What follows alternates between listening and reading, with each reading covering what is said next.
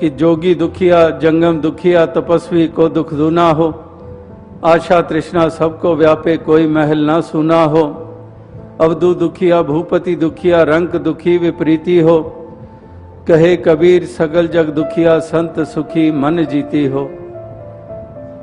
कि हर प्रकार से गिनवा दिए और आखिर संत का जिक्र कर दिया कि संत सुखी मन जीती हो। बाकी जो पहले प्रकार के गिनवाए, जोगी दुखिया जंगम दुखिया तपस्वी को दुख ना हो, आशा तृष्णा सबको व्यापे कोई महल ना सुना हो, कि आशाएं तृष्णाएं महलों में भी व्याप्त हैं और हर जगह पर हैं, और इसीलिए वो सुख से वंचित रहते हैं, असली सुख जिसको हम कहते हैं। तो यहां पर अगर संत को भी सुख प्राप्त हो रहा है, महसूस हो रहा है, तो उसके पीछे भी कारण बता दिया कि संत सुखी मन जीती हो।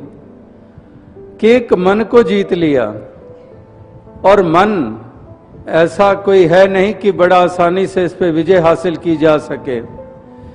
इसके लिए एक ऐसी ताकत की जरूरत होती है, और वो ताकत इस निराकार दातार के सुमिरन और इसको अपनाए बगैर, महापुरुषों की मति को अपनाए बगैर ये ताकत हासिल होती नहीं है। ये फिर वो घोड़ा है जो बेलगाम, जो उसके ऊपर सवार है उसको कहीं पर भी ले जाए, कहीं पर भी पटक दे।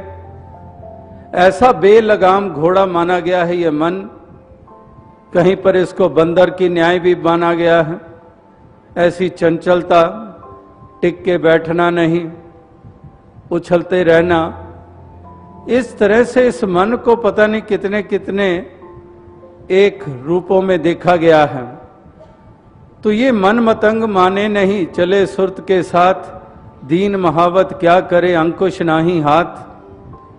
कि वही बात के बेलगाम घोड़ा, और घोड़े को काबू कैसे किया जाए।